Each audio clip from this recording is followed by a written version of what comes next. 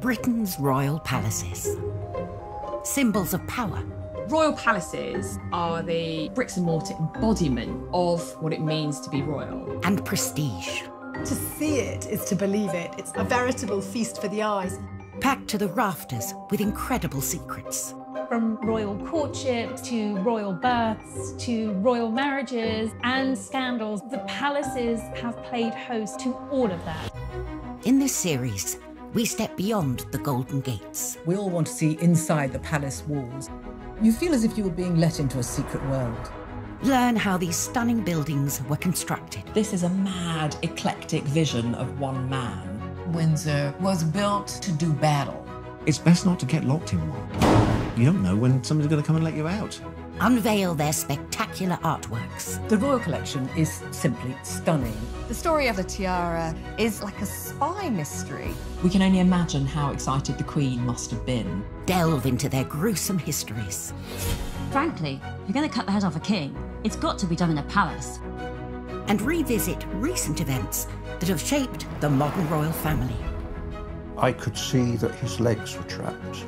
Camilla was one of the most unpopular women in the country. To see those images of the castle in flames, there was an emotional impact for the nation. This is The Secrets of the Royal Palaces.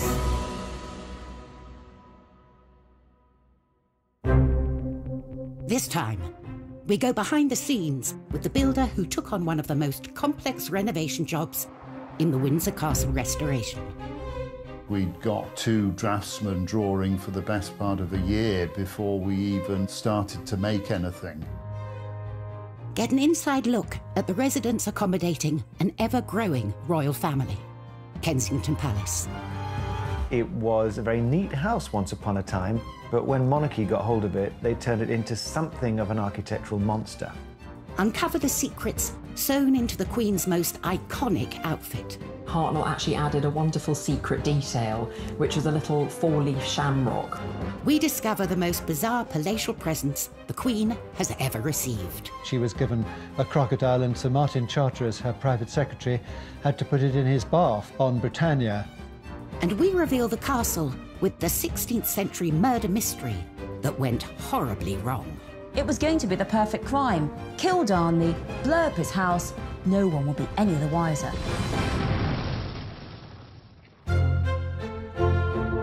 The royal palaces serve as a permanent reminder of the history and influence of the British monarchy through the ages. But alongside the grand and ostentatious are those palaces that can often go unnoticed, built to blend in and to be a place for royals to call home. Across Hyde Park, some 2 miles west of Buckingham Palace, lies a remarkable royal housing complex brimming with secrets. Kensington Palace is big and it's old and it's rambling and it's got lots of different apartments and houses there, and it's perfect for the royal family. The Queen's got a lot of cousins and she needs to house them. Royals have occupied Kensington Palace for over 3 centuries, and various generations have extended it to suit their needs. Architecturally, it's a bit of a mess. It's not the kind of unified vision that most palaces aspire to be. It was a very neat house once upon a time, but when monarchy got hold of it, they turned it into something of an architectural monster. Its first royal inhabitants were William and Mary. As a result of the Glorious Revolution of 1688, they'd been invited from the Netherlands to replace the Catholic James II. They needed a new palace, but they needed it built quick and cheap.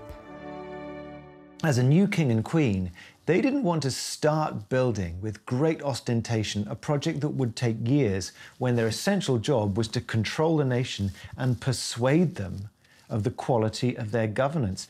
Get it up, get it done, and let's get on with the business of running the country. They bought Nottingham House, a small villa in what was then the suburb of Kensington, and hired the most celebrated architect of the day, Sir Christopher Wren, to transform it into a palace. But Wren wasn't known for speed. His masterpiece, St Paul's Cathedral, was only halfway through its 35-year building programme. William and Mary wanted their palace in 6 months.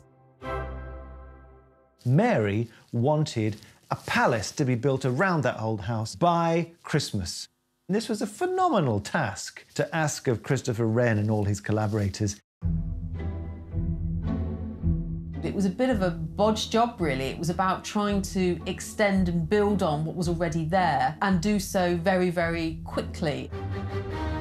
With such a tight deadline, the builders cut corners. Kensington is notoriously badly built. It's had a whole series of structural props and failures, and Wren's masons just threw it up too quick. 5 months into the project, these shortcuts led to tragedy. A vault collapsed, crushing a carpenter. And to have someone who's dead because of your design and workmanship, it racked Wren. He was found with his head in his hands in St. Paul's Cathedral.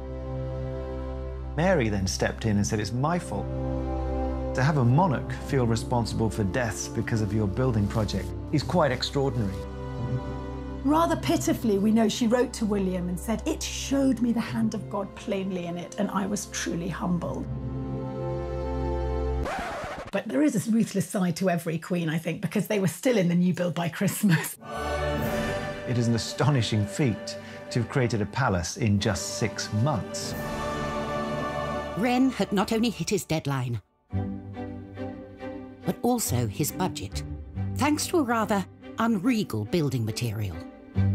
It was built in brick, which was sort of unfashionable material at the time. It's quite plain in its architecture. Parts of it just look like a street rather than a palace with, long facades like any London street at the time. It's a bizarre building in many ways.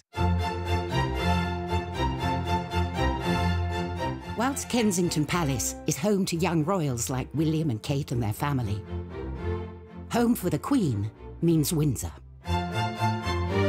I think probably almost more than anywhere else, it is her home.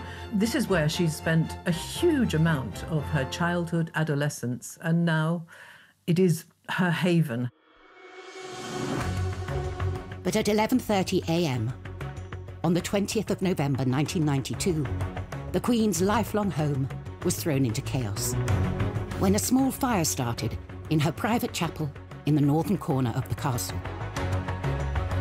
Windsor Castle was being rewired, and there was a light which caught one of the heavy curtains and went up in flames immediately. And within minutes, the blaze had taken hold. In total, 225 firefighters were called to the scene, with 36 vehicles battling to save the palace. It could be seen for miles and miles around, and of course it seemed like there was a symbol of the monarchy burning. To see it in flames, I think, did have an emotional impact for many people in the UK. And no one felt that impact more than the Queen herself. The Queen was at Buckingham Palace and she was informed about the fire, and she got to Windsor as soon as she possibly could. She arrived to find the palace she calls home burning out of control. It was clear to see that it was very distressing for her, watching the fire sweeping through and people desperately trying to tackle the blaze. As firefighters battled to bring the fire under control, the royal family leapt into action and helped organise a rescue mission to save the castle's many priceless treasures from the path of the raging flames. They formed a human chain, masterminded by Prince Andrew, who knew every inch of that castle. As a child, he'd explored it, and he knew where all the secret back passages and everything else were. The Queen was shocked, but she is pragmatic. She gets on with it, and she realised that she had to be part of the effort to save what they could. And they did. The royal family were part of the chain there to get stuff out. We can reveal that in the end, only 2 works of art were lost in the fire. The blaze took 15 hours to bring under control. What had started as a small electrical fire in the royal chapel had spread outwards into 2 of the palace towers and totally destroyed the iconic St. George's Hall. In total, 115 rooms had been completely destroyed. It was so dramatic and so terribly sad. And the next day, the Queen surveyed the ruins, and as she walked through the charred remains of some of her possessions, she seemed like a little old lady, you know, who had lost something so treasured to her. Despite the devastation, the plan to rebuild started straight away. There was a competition for the redesign, won by a firm of architects who worked with oak specialists, Venables Brothers. We'd got 2 draftsmen drawing for the best part of a year before we even started to make anything. Initial reports suggested repairs would cost up to £60 million, and it could take 10 years for the castle to dry out. Once you've got the job, you realise the size of the task that you've undertaken.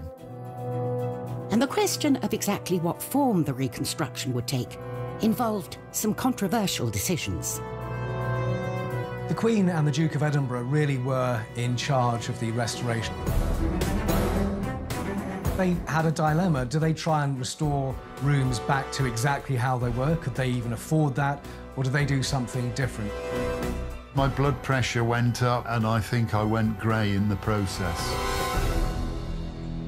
Coming up on Secrets of the Royal Palaces, we reveal the secrets of the Tudor toilet. Going to the loo with Henry VIII was the top job in the Tudor court. And we go behind the scenes of the greatest historic building project ever attempted in 20th century Britain. The design that they came up with was absolutely stunning and probably the most complicated piece of oak joinery we've ever been involved in.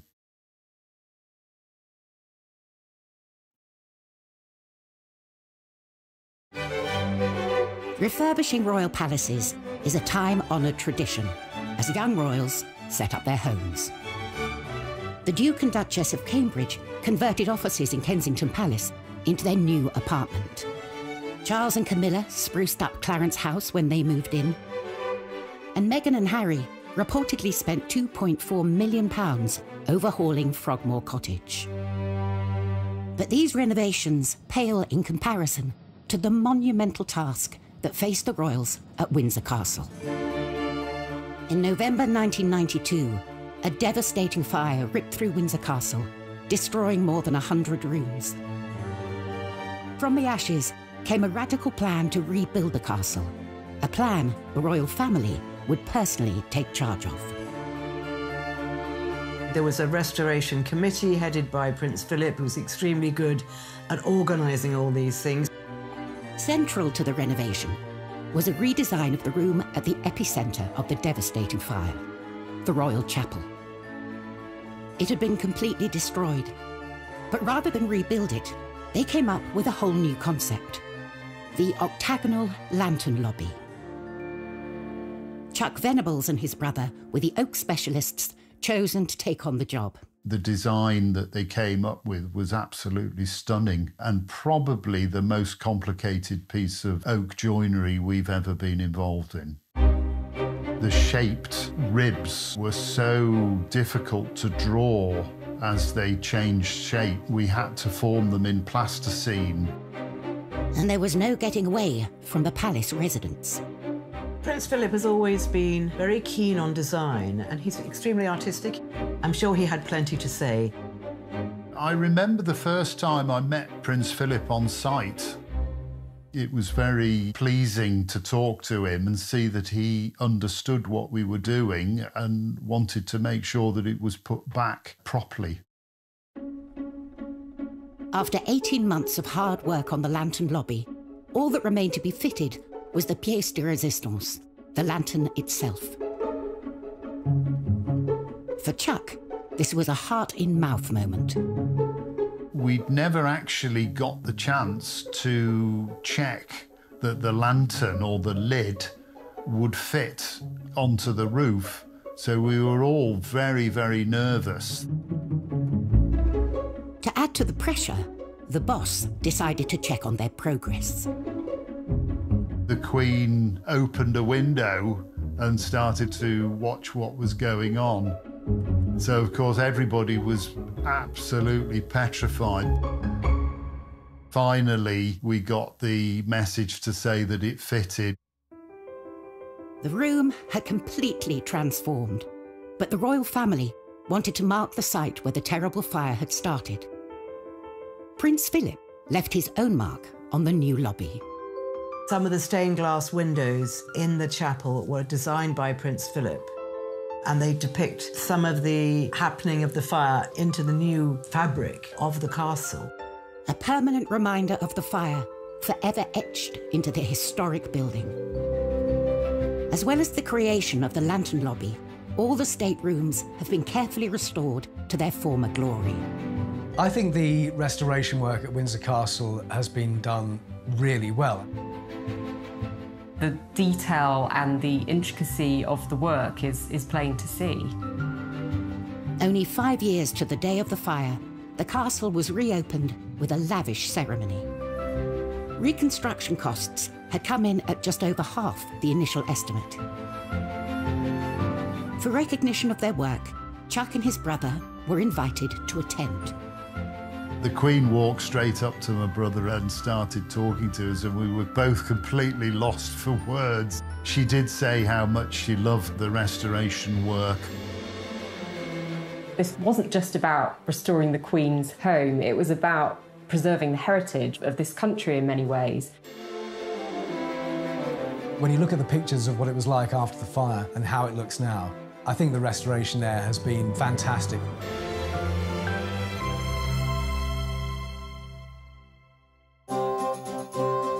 From the glitz and showmanship of a palace stateroom to the rather less glamorous, but no less essential, palace toilet.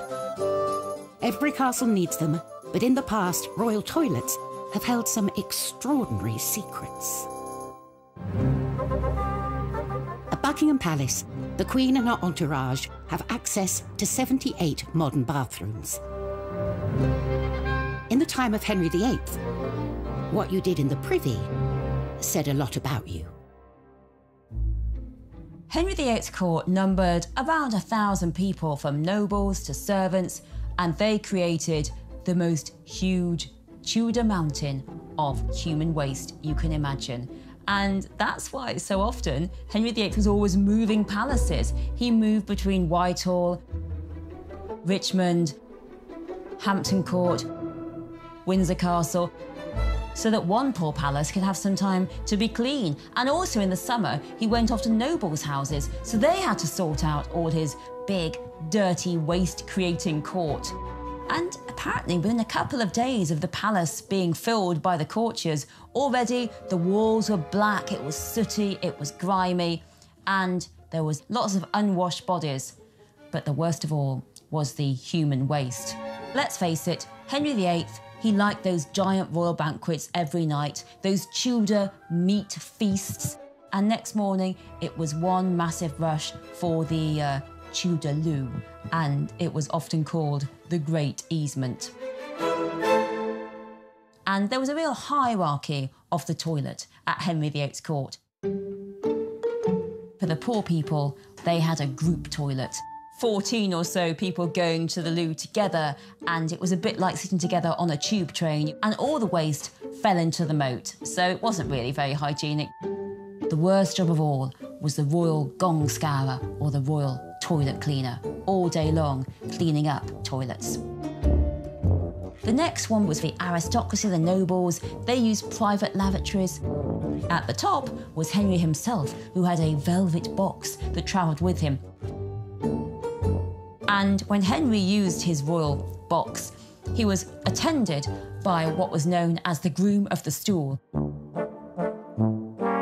to help him onto the loo, and also any ablutions that might be needed while Henry was using the toilet. This job got more and more difficult as Henry got more and more fat and gouty and ill.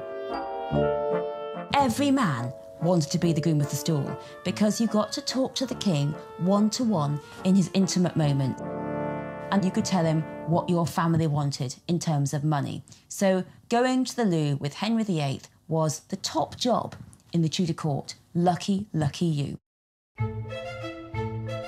Henry VIII's vast appetite for food was matched by his appetite for ostentatious palaces, and he wasn't the only one.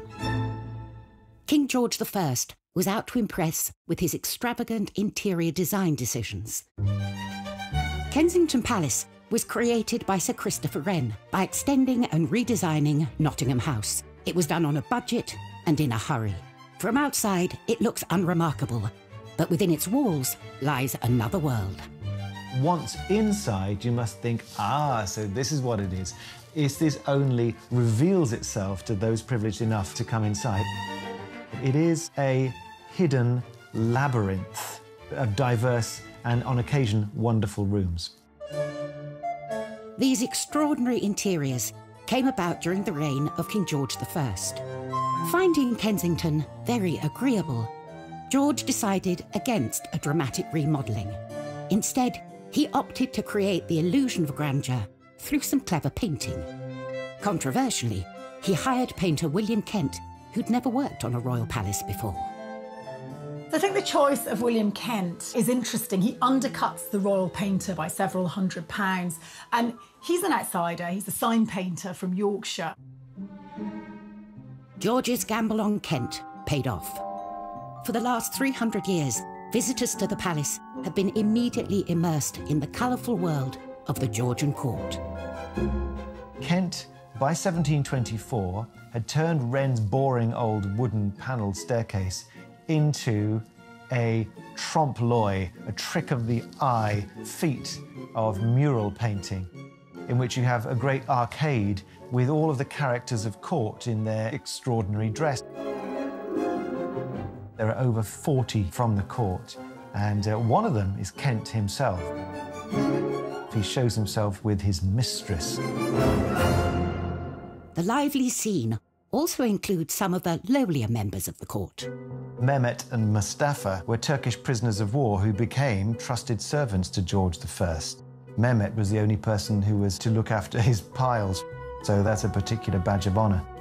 And you'll also spot Peter the Wild Boy, a child who was found wild foraging in the woods in George I's native Hanover.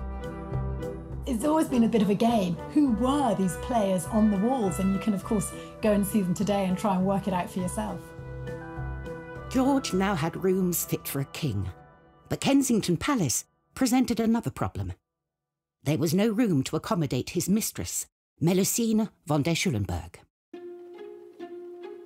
She was a rather stick-like character and was known as the Maypole. The Maypole had to have new accommodation. So the masons arrived, the brickmakers, and up was thrown a new courtyard for her accommodation.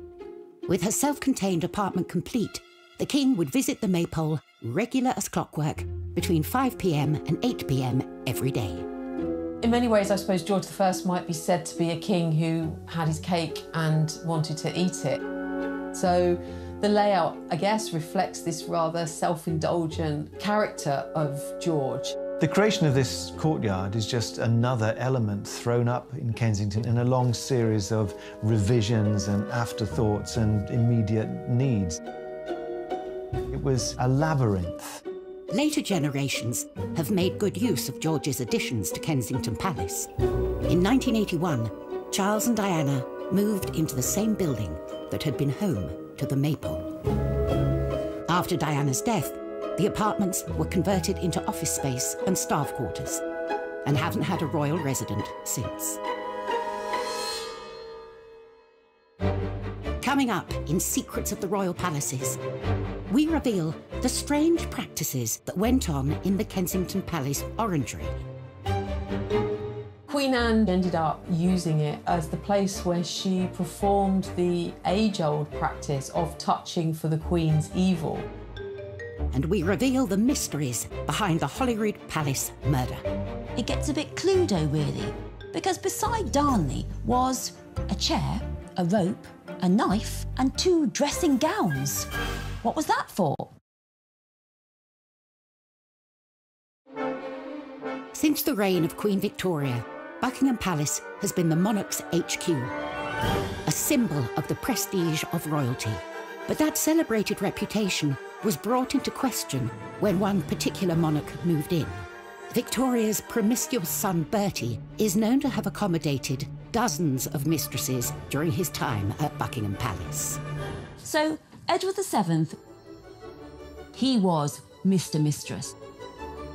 Let's put it that way. There was mistress after mistress. He was known as Edward the Caresser because there were so many of them. And in Europe, well, that's when Bertie indulged himself with courtesans and the best ladies of the night. There is in Paris a special chair he used. It's the weirdest looking thing you can imagine. You used to look at it thinking, how on earth did he use that? It was because by this point, he was hugely fat. So he basically used this chair for him to sit on and at least one lady beside him, probably two. They had to do all the work and he just sat there. The Playboy Prince of Wales became king in 1901 and took up his position at the grand and sophisticated Buckingham Palace. I think a lot of people hoped that when Bertie came to the throne, he'd stop it with all the girls and finally focus on his long-suffering wife, Queen Alexandra. But that wasn't the case. He just carried on with the mistresses, and one he particularly wouldn't let go of was Mrs. Alice Keppel. And what a coincidence, because she is actually the great-grandmother of Camilla, Duchess of Cornwall. Well, certainly Alice Keppel was a very successful mistress to Edward VII. He was always devoted to her, even though there were other ladies around. And the king had a very short reign because he was pretty old and pretty ill when he came to the throne. And when he was finally dying, Alice was brought to his deathbed. I mean, unimaginable. Apparently the Queen allowed this. The deathbed at Buckingham Palace should be so dignified, so solemn. And Alice gets hysterical, shouting, "What's going to become of me? Me!" and gets hustled away because of all the hysteria.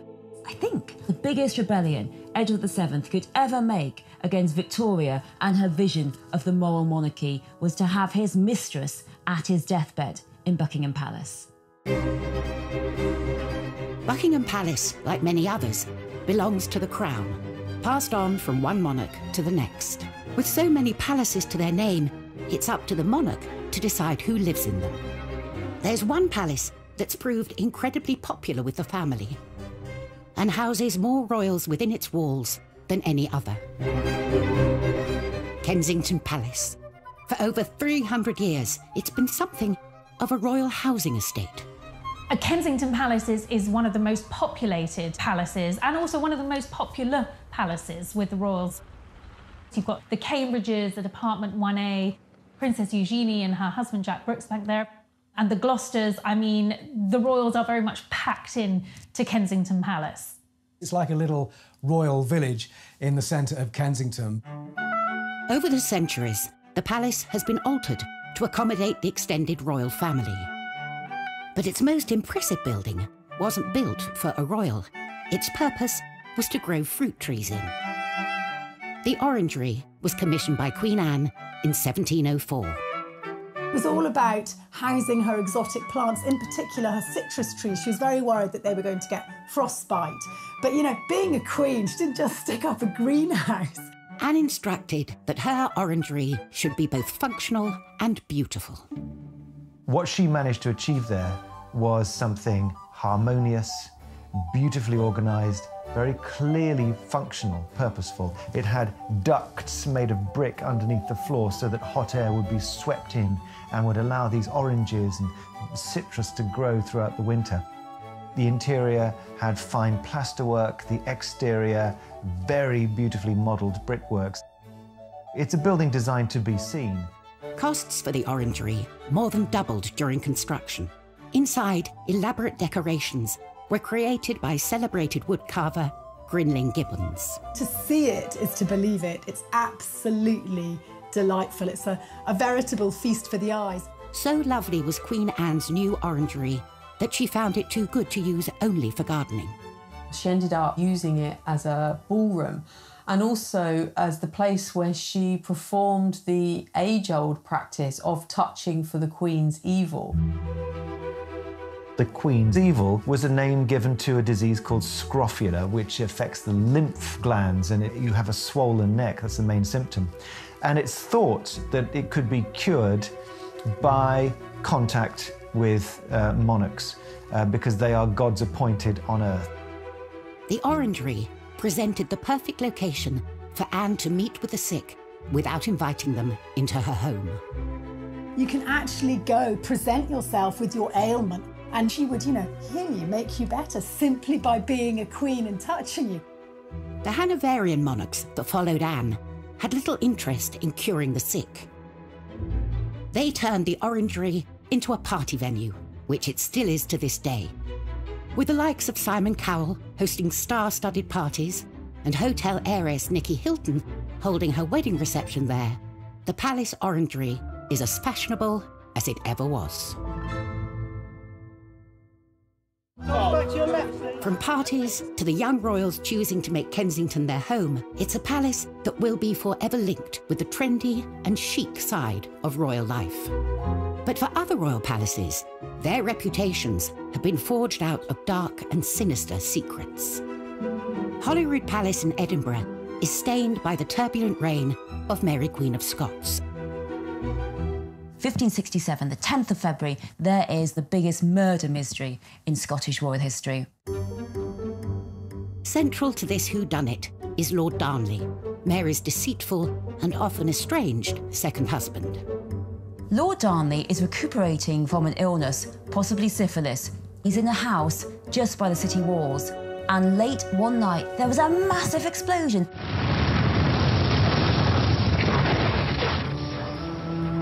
This huge explosion that rocked all Edinburgh woke Mary up in Holyrood House, and Darnley's house had been entirely blown up. It was going to be the perfect crime. Kill Darnley, blow up his house, no one will be any the wiser. But Darnley managed to escape. And there's an amazing map drawn by the spies at the time that show you exactly what happened. Darnley managed to get away to the nearby orchard. And there he is found dead with his servant. And now it gets a bit Cluedo, really. Because beside Darnley was a chair, a rope, a knife, and 2 dressing gowns. What was that for?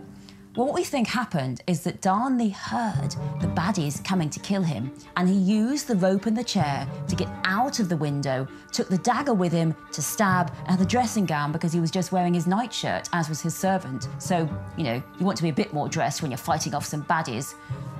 But the ruffians were too quick for him. They smothered him and his servant in the orchard, and then they all ran off. Mary Queen of Scots was herself suspected of the crime. Years later, the murder of Darnley was still being blamed on inhabitants of Holyrood House. During the Victorian period, the maids said to visitors that there was a Darnley bloodstain, and they used to charge visitors a couple of pennies to go and look at this Darnley bloodstain, but actually they'd put it on themselves. So if you ever go to Holyrood House and you're offered a chance to see the Darnley bloodstain, it's going to be made out of red food colouring. Tourists still flock to Holyrood today for a closer look at the palace's fascinating secrets. 400 miles south of Buckingham Palace, the grand staterooms entice visitors from around the world when they're open to the public every summer. A chance to witness firsthand the iconic riches housed within. Clothing is such an important part of the major events in our lives, and when it's done well, it communicates everything that is really important at that precise moment to the wearer and to the occasion.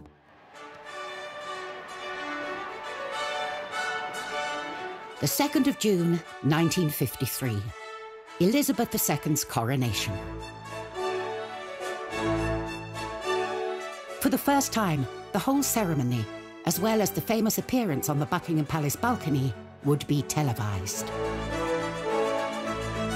With the eyes of the world on her, it was essential she had the right dress. A dress so special, it would have secrets sewn into its very fabric. The Queen's coronation dress is just stunning. There's no other way to describe it. It was made by the leading British couturist at the time, Norman Hartnell. Elizabeth knew this dress would go down in history. and she proved a very hands-on client. The 4 national emblems of England, Scotland, Ireland and Wales were already going to be included. The Queen came up with a rather wonderful suggestion to also include emblems for each of the dominions over which she was becoming Queen. You can make out the maple leaf of Canada, the wattle of Australia. You can see the lotus flower of India, and then the wheat sheaves of Pakistan. The whole dress becomes a true symbol of the reach of Queen Elizabeth II. Hartnell loved the young Queen's ideas, but they didn't see eye to eye on everything. Originally, Hartnell represented Wales with the emblem of the daffodil, and he was slightly put out when he was asked to replace it with the rather less glamorous but more official Welsh symbol of the leek. Despite the Queen's attention to detail, there was one secret that Hartnell managed to sneak past her. Unknown to the Queen, Hartnell actually added a wonderful secret detail, which was a little 4-leaf shamrock which he placed on her left skirt, just underneath where her hand would be resting in the ceremony. A secret message from the designer to the Queen on the dress that would be immortalised as part of the coronation ceremony.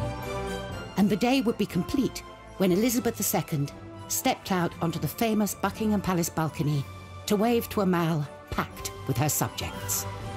The glitter, the glamour, just the pure historicity of it all must have been magnificent. The dress is now part of the royal collection displayed at Buckingham Palace, a palace so integral to its story. Coming up on Secrets of the Royal Palaces, step inside the top secret dressing rooms of Elizabeth I.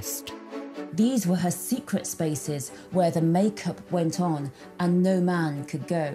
And we unearthed some of the most unusual gifts housed within the palaces. The gift was a massive 6-foot-long grasshopper made by the French surrealist artist François-Xavier Lalanne.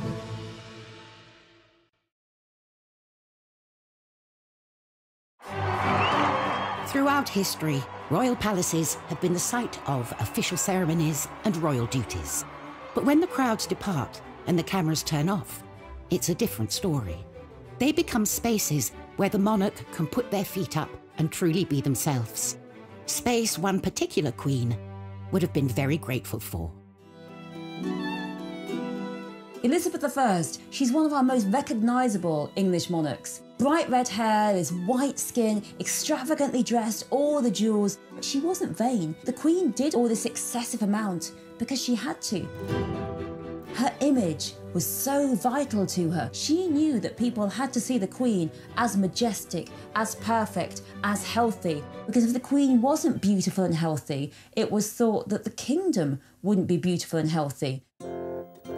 Protecting and preserving the regal image of the Queen became a top-secret operation. Her palaces on the Thames, Windsor, Hampton Court, Richmond, Whitehall, whichever palace the Queen was holding court at, she had a suite of rooms called the Privy Lodgings, each more secluded from the court than the last. These were her secret spaces where the dress, where the makeup went on and no man could go. Only her private ladies went with her and they helped her with her makeup. And the secret of what lay behind Elizabeth I's incredible image was one not to be revealed. Elizabeth's makeup was incredibly toxic. You know, it would be completely illegal today.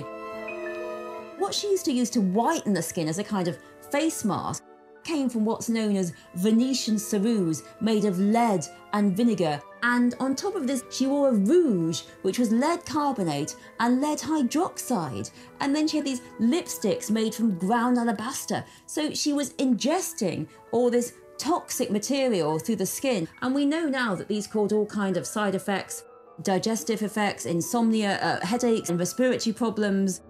She died aged 69, and I do wonder whether some of it hastened her death and made it more painful.